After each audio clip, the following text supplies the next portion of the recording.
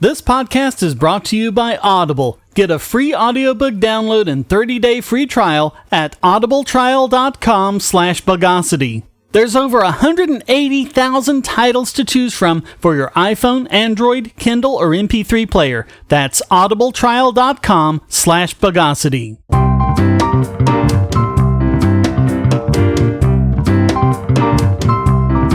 Welcome to the Bogosity podcast for the 6th of June 2016, the podcast that melts in your mouth, not in your hands.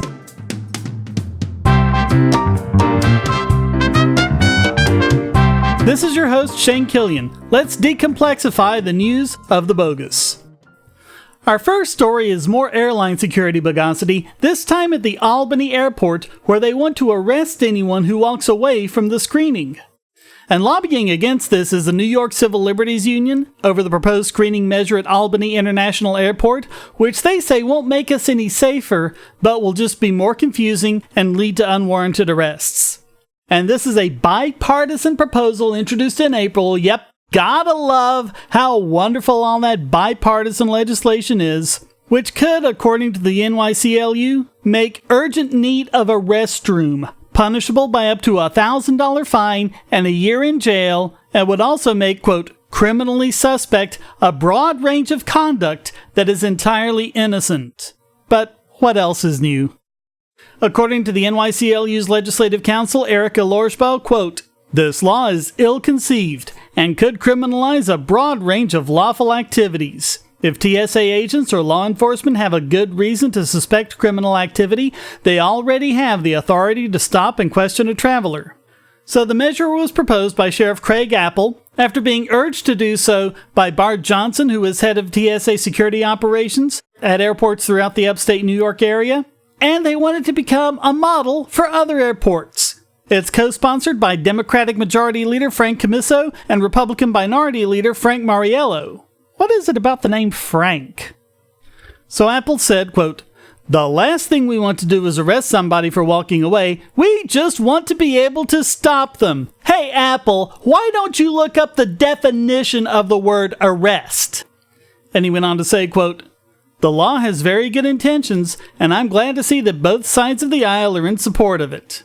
But according to colony psychiatrist Dr. Alia Saeed, this could actually, and we've talked about this exact same thing before, make it a crime to be autistic. Because so many of the behaviors of autistics are already cause for suspicion now. But here, where you have people with autism or people who have suffered trauma like veterans and rape survivors, quote, sometimes they need to compose themselves when they are physically being touched. Sometimes they need to be able to walk away. This new law prevents that from happening. So Apple, take your good intentions and shove them where the sun don't shine. And put this proposal up there along with it. According to the executive board of the Capital District branch of the New York State Psychiatric Association, this law would, quote, put our patients at unnecessary risk of harm without adding significantly to the safety at the airport. But of course, Mariello has all his apologetics ready, quote, it's a tough decision to make. No, it isn't. You arrest people who are causing harm and no one else. And you have to protect the public as best as you can. Yeah, but you're not doing that. You just want security theater. You just want the appearance of people being protected without actually being able to do anything to actually protect them. But again, what else is new? And unfortunately, you're going to inconvenience a few people when you do that. Yeah, I really like how denying people basic liberty of movement is inconvenience. That should tell you everything you need to know about Mariello, as well as everyone else who supports this legislation and all legislation like it.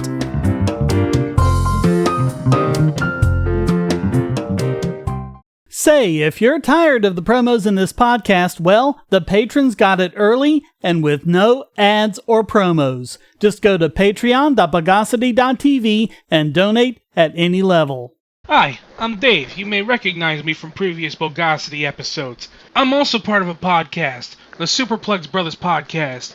Head on over to superplexbros.com. You can check out the podcast for video games and pro wrestling.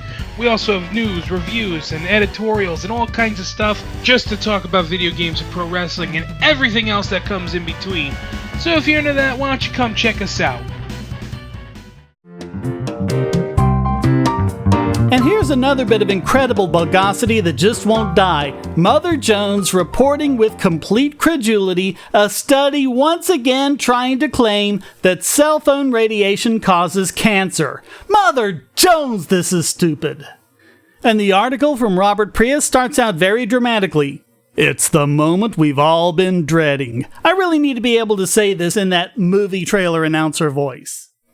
So he says, quote, "The findings from a $25 million study conducted over 2.5 years by the National Toxicology Program, NTP, showed that male rats exposed to 2 types of RF radiation were significantly more likely than unexposed rats to develop a type of brain cancer called a glioma, and also had a higher chance of developing the rare malignant form of tumor known as a schwannoma of the heart." Hey, Prius, schwannomas are not malignant. They are benign. You can just look this up. This shows you the level of research going into this article, which sadly is exactly what we've come to expect from Mother Jones. The effect was not seen in females. Gee, imagine that. So he quotes Chris Poitier, a former associate director of the NTP who commissioned the study, saying that the radiation levels the rats received was not very different from what humans are exposed to when they use cell phones, and says that this should be a wake-up call for the scientific establishment. Quote, "I think this is a game changer. We seriously have to look at this issue again in considerable detail. The NTP does the best animal bioassays in the world. Their reputation is stellar. So if they are telling us this was positive in this study, that's a concern." So the article says, quote, "The study was expensive in part because it required the construction of special exposure chambers that allowed thousands of mice and rats to receive standardized doses of radiation." Oh, really? And that costs $25 million? Okay, here's a bit of perspective. A full round of phase 1 human clinical trials for a drug is less than $5 million to get all the way through phase 1 testing. For some kinds of drugs like painkillers, it's less than $1.5 million. Sorry, but this is sounding like a boondoggle to me. Who wants to bet that Poitier is doing this just so he can get more money for himself to do even more work? Yeah. So the article says, quote, "For about 9 hours per day, for periods ranging from 2 months to the lifetime of the animal, the rodents were exposed to the RF radiation frequencies used by second-generation 2G phones, the standard at the time the study was initiated. Among male rats that received the highest radiation exposures, 2% to 3% contracted gliomas, and 6 to 7% developed schwannoma tumors in their hearts, depending on the type of radiation used. None of the male rats in the control group developed those cancers. The wireless industry and many media outlets, particularly tech sites, which depend on the industry for advertising," you might not want to throw too many stones in that glass house there, Mother Jones, "have confidently proclaimed that the science on cell phone safety is settled. Because it is. It's impossible. Forget about medicine. Forget about oncology. Forget about biology. This RF radiation is very, very wide. It just goes right past you. I mean, this is basic physics here. You need really, really tiny wavelengths in order for them to be small enough to do damage to something tiny like a human cell. Otherwise, they're not going to do anything. And between these RF frequencies and that dangerous kind of radiation, you have the entire visible light spectrum. So unless your phone starts glowing, I think you're safe. But no, must be a conspiracy. Because Mother Jones is such a rational source for news. Give me a break. But of course, Poitier goes on about how, it's the controversy. You gotta have the controversy, just like the creationists, just like the intelligent design people. Quote, "There are arguments in the literature now that we are at the beginning of an epidemic of cancers. There are arguments against that. It's not clear who is right. I have looked through it. It's a mixed bag. Yeah, notice how none of that was about cell phone or RF radiation in particular. So I have a link to the study. It's in the show notes. Let's go over what they did and see why you shouldn't get your science information from Mother Jones any more than natural news. Rats were exposed to very strong RF radiation to their whole bodies for 9 hours a day continuously, beginning when they were still in the womb. To say that this mimics cell phone use is laughable. The authors claim there's a dose-response effect, but none of the other scientists who have looked at the data can find it. There really isn't. We're talking about just 1 or 2 cases total in each group. Come on, that's background noise. And the fact that it only seemed to affect male rats should have been a huge red flag. There's no reason to think males should be any more susceptible, but again, the more you pare down your groups, the more likely you are to find an effect, like that XKCD comic we mentioned before about green jelly beans causing acne. Now, this hasn't been accepted into a peer-reviewed journal yet, but they have actually submitted it for review, and to their credit, they've published what they've received. So let's do what Mother Jones didn't do and actually see what some of these reviewers said. Maxwell Lee of the National Cancer Institute Laboratory of Cancer Biology and Genetics said that the association was significant for schwannomas, which remember are benign, but probably not for glioma, which is 80% of all malignant brain tumors. Alexander Michalovsky, also of the NCI laboratory, constructed a table of the median survival of each group, like the authors didn't do but should have, and the median survival in the exposed males was 8% longer than the control. So if this study is to be believed, the radiation made the rats live longer on average. You also have Michael S. Lauer of the Office of Extramural Research at the NIH, who said that there were serious problems with blinding and the results have low power and a high risk of false positives. Quote, I suspect that this experiment is substantially underpowered and that the few positive results found reflect false positive findings. The higher survival with RFR, along with the prior epidemiological literature, leaves me even more skeptical of the author's claims. And several of the reviewers noted that the survival of the male controls was lower than usual. 28% were still alive after 2 years, compared to an average of 47%. Kinda makes you wonder what they were doing. No, people, cell phones will not give you brain cancer, and Mother Jones will not give you good science reporting. If you're on the Wi-Fi in a coffee shop or hotel, anyone on that network can get your traffic. Do you really trust all of those strangers? For that matter, do you really trust your ISP? A VPN can protect you from prying eyes, disguise your location, and even foil government censors. It's essential in this day and age, so go to vpn.bogosity.tv and you'll be taken to BoxPN. Starting at just $2.99 a month, you can get unlimited high-speed connections to VPN servers all over the world, and they don't log connections, so your privacy is assured. Traveling abroad, just VPN home, and don't worry about what those other governments are doing. Back at home, stop your ISP from traffic shaping and messing with the quality internet access you're paying good money for. You can connect from multiple machines at once, including your smartphone or tablet, and it supports all the secure standards, including OpenVPN and SSTP. Bypass censors and surveillance with your own secure VPN connection. Go to vpn.bogosity.tv.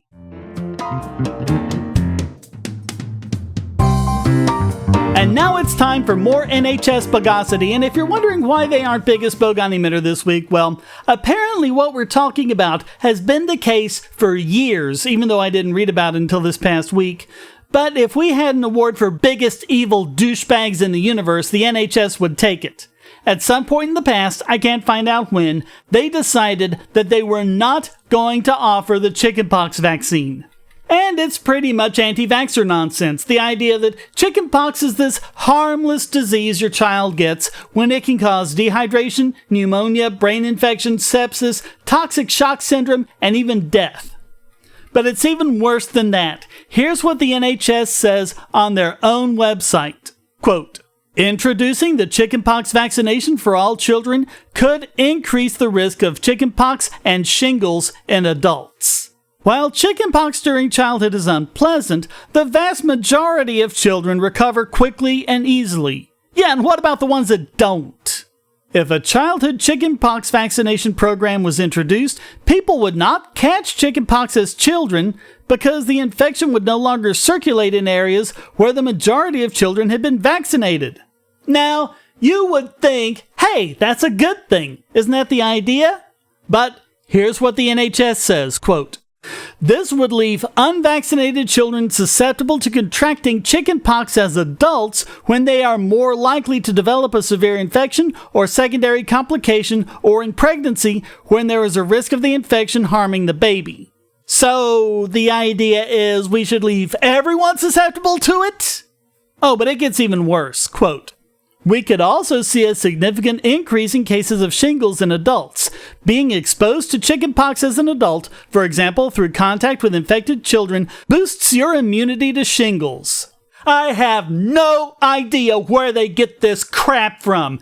Getting chickenpox is the big risk factor for shingles. Getting chickenpox at any point in your life is what causes shingles later on when the virus reactivates. Quote, "If you vaccinate children against chickenpox, you lose this natural boosting, so immunity in adults will drop and more shingles cases will occur." Yes, they're doing the natural immunity thing. Just like the anti-vaxxers. Quote, "Chickenpox vaccinations are provided free on the NHS when there is a clinical need, such as for healthy people who aren't immune to chickenpox and are in close contact with someone who has a weakened immune system. This is to reduce the risk of the person with a weakened immune system catching chickenpox and then developing serious chickenpox complications." Oh, so now it has serious complications! Didn't way back in the first paragraph we read. Quote, "You cannot get the chickenpox vaccine free on the NHS if you simply want to prevent your child catching chickenpox and there are no other associated health risks." Come on! This is another cost control. This is what you get with socialized medicine. Rationing, and more rationing.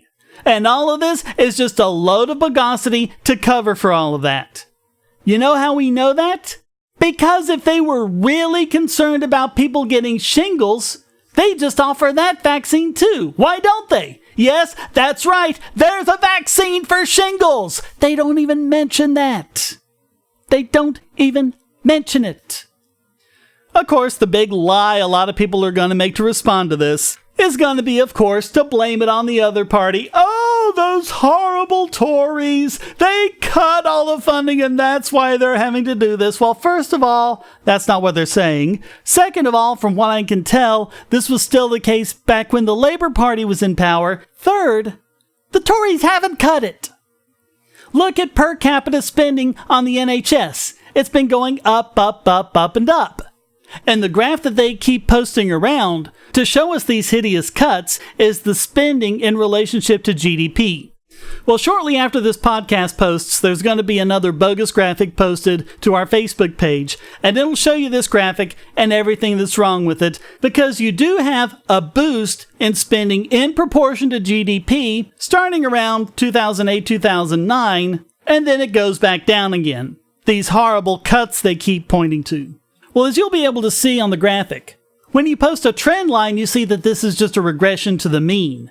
They're just going back to where the trend would have been. So it's not really because of any changes to NHS funding, it's because of the change in GDP.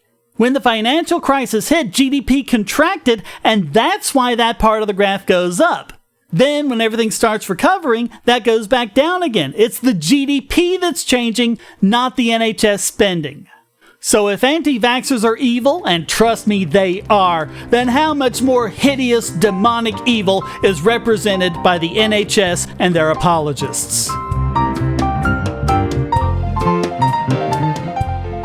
Hackers, terrorists, the NSA. But I repeat myself. Your online security is under attack, and the weakest point is your password. That's why you need LastPass. LastPass plugs into your browser and allows you to randomly generate strong, unique passwords anywhere on the web, all protected by one master password. LastPass sets up in minutes and gives you secure automatic logins throughout the web, synchronizing across all your browsers and all your computers, at home, at work, or on the road. It even securely stores sensitive form data, including credit card numbers.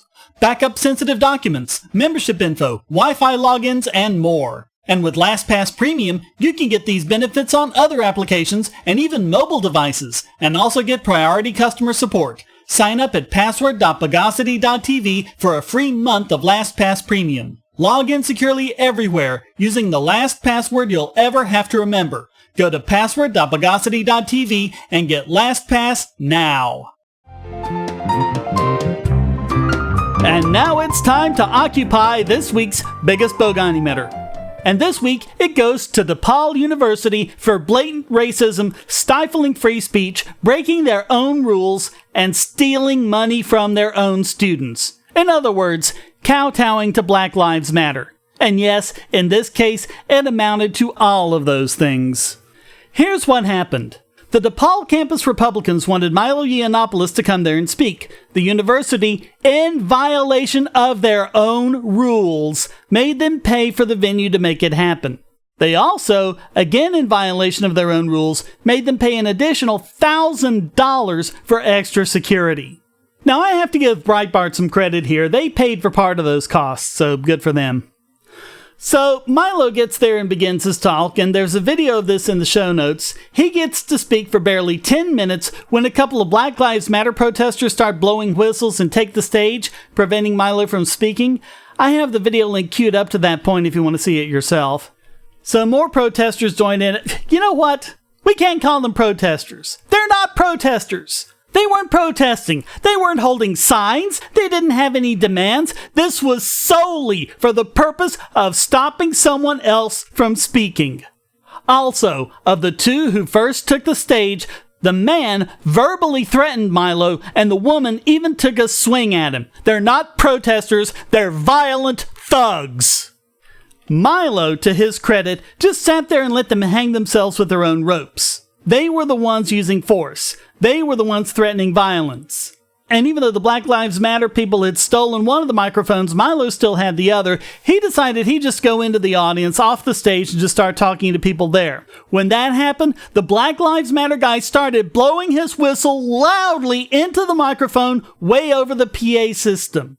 Yes, it was the Black Lives Matter people who were the privileged oppressors. And yes, I say privileged because of what happened next. Remember that security that they forced the campus Republicans to pay for? The DePaul University administrators stopped them from intervening. They weren't allowed to actually do anything, which resulted in the audience chanting, "Do your job." Not only that, but the Chicago police wanted to intervene, and the DePaul administrators stopped them too. I have a link to a report on Huffington Post from Michael Silver, who was there, and he says, quote, "I never realized that forcibly shutting down a private speaking event was considered free speech. I was also surprised to learn that assaulting a police officer is now a form of protest. It certainly never occurred to me that making violent threats toward a speaker was a constitutionally protected right. In fact, I was pretty confident all three of these acts were illegal. Highly illegal. Yet, yesterday, I saw radical protesters do all three of these things without consequence." DePaul University administrators looked on dispassionately, as if this was an everyday occurrence. Watching this all unfold, I had to wonder for a moment whether DePaul administrators were defending some bizarre form of free speech I had never heard of. While an invited speaker was harassed and harangued by protesters, DePaul administrators cowered indecisively in a corner. Faced with a serious challenge to First Amendment rights on their campus, they were visibly frightened of confronting the protesters who tied themselves to the Black Lives Matter movement. I talked to a few of the dozen Chicago police officers eventually called to the building, and they were irate. They were well-trained and well-equipped to handle scenarios such as this. They wanted to do their job and remove the protesters. But administrators demanded they stand passively and watch. Once again, violence prevailed over free speech on a liberal college campus, and the administration was 100% complicit. When administrators told Yiannopoulos his event was done, he was fuming. He called on his supporters to go with him to the offices of DePaul's president to lodge a formal complaint. 500 people walked towards the administrative building to chants of USA and let him speak. 15 minutes later, they arrived at the president's office to find his door locked and barricaded. There would be no open dialogue today. Now, I also called it theft because it was. DePaul made them pay for security and then actively stopped security from doing their jobs when the attendees needed them to. They paid for a service, and DePaul stopped that service from being delivered. It's morally no different than if they had stolen an Amazon package that was to be delivered to them. But DePaul President Reverend Dennis Holtschneider did have a response, a completely bogus response done in an email sent to students so that it couldn't in any way be an actual dialogue. And he says, quote, "Generally, I do not respond to speakers of Mr. Yiannopoulos' ilk, as I believe they are more entertainers and self-serving provocateurs than the public intellectuals they purport to be." Gee, nice to know he's unbiased. Their shtick is to shock and incite a strong emotional response they can then use to discredit the moral high ground claimed by their proponents. This is unworthy of university discourse, but not unfamiliar across higher education. There will always be speakers who exploit the differences within our human community to their own benefit, blissfully unconcerned with the damage they leave behind. Hey, Reverend, that was the protesters, not Milo. Yiannopoulos argues that there is no wage gap for women, because there isn't. A difficult position to maintain in light of government data. Well, we've been over the government data on this podcast. The wage gap is gone. And that's something that should be a real feather in the cap of feminists, something they can claim victory about. But they just can't, because that would mean giving up the fight, and the fight has become more important to them than the goal. As a gay man, he has claimed that sexual preference is entirely a choice. Citation needed. Ironically, one of the things Milo was able to get out before he was deplatformed is how people have to just make up things he said in order to criticize him. He claims that white men have fewer privileges than women or people of color. Gee, where would he get that idea from? Whom he believes are unfairly privileged in modern society, a statement that is immediately suspect when white men continue to occupy the vast majority of top positions in nearly every major industry. But when you're a black person and you can break the law and silence a white man and keep him from speaking and nothing happens to you, how is that not privilege? I've asked Student Affairs to reflect on how future events should be staffed so they proceed without interruption, how protests are to be more effectively assisted and enabled. Yeah, he wants to assist and enable them. And how the underlying differences around race, gender, and orientation that were made evident in yesterday's events can be explored in depth in the coming academic year. It's really hard to see how any of that was apparent. The only thing he only got to speak for 10 minutes. He didn't even talk about any of that. No, the only thing that was on display is the thuggery of Black Lives Matter and how the system will protect them at every turn. Hey, Reverend, you want to know what you can do to make it right? Well, here's one thought. Pay them their money back, don't you think? So after all that, DePaul University and its president, the Reverend Dennis Holtschneider, couldn't avoid being named this week's biggest Bogon emitter. Now you can make Amazon purchases with Bitcoin by going to purse.bogosity.tv. That's P-U-R-S-E. Moreover, most purchases can be made at a discount. Save an average of 20% just by buying from Purse, or get even greater discounts by linking your Amazon wish list. Go to purse.bogosity.tv. Bogosity.tv is a participant in the Amazon Services LLC Associates Program, an affiliate advertising program designed to provide a means for sites to earn advertising fees by advertising and linking to Amazon.com. Just clear your cookies and go to Amazon.bogosity.tv, or check the right-hand side of the podcast page for Amazon's best deals, including the deal of the day and limited-time lightning deals on all sorts of great products. So next time you buy online, go to Amazon.bogosity.tv.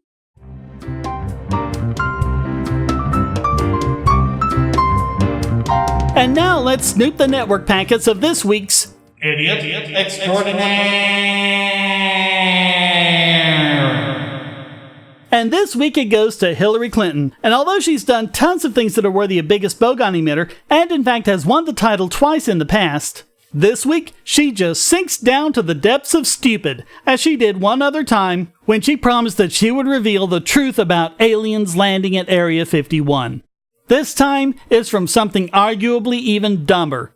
Amid the horrendous scandal of her email server, which she illegally kept classified material on that may have resulted in the deaths of Chris Stevens and Sean Smith in Benghazi, and for which she could get 10 years in prison if found guilty. I mean, this is just bizarre.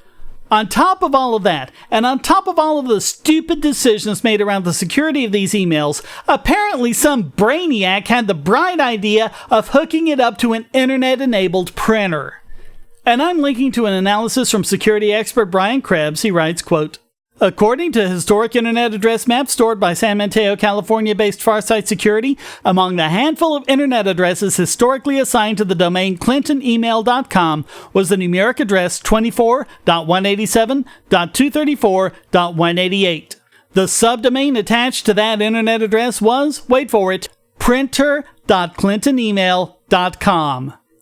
And he quotes private security researcher Ronald Gilmet, quote, whoever set up their home network like that was a security idiot, and it's a dumb thing to do.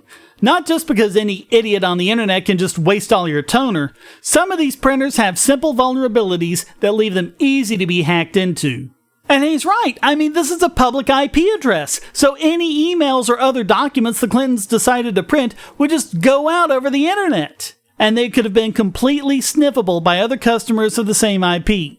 So Gilmet says, quote, people are getting all upset saying hackers could have broken into her server. But what I'm saying is that people could have gotten confidential documents easily without breaking into anything. So Mrs. Clinton is sitting there, tapping on her computer, and decides to print something out. A clever Chinese hacker could have figured out, hey, I should get my own internet address on the same block as the Clinton server and just sniff the local network traffic for printer files. And yep, that's all they would have had to do. And I mean, even if that didn't happen, she was so careless with it, her carelessness rises to criminal levels. Remember, she was Secretary of State. She'd been briefed on proper security protocol. She was told specifically what she shouldn't do, and this was absolutely in that category. And that unbelievable acid entity makes Hillary Clinton this week's Idiot Extraordinaire.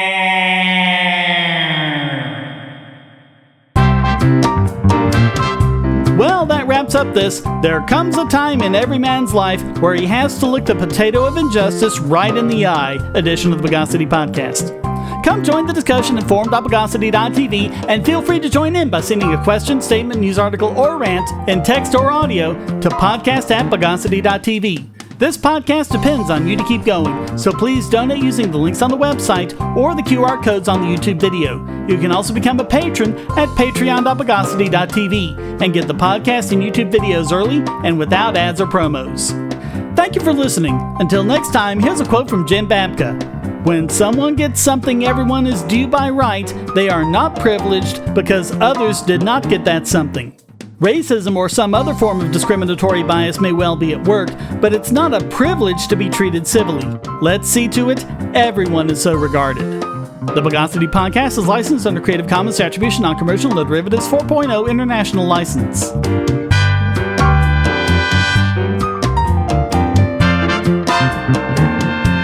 Bogosity.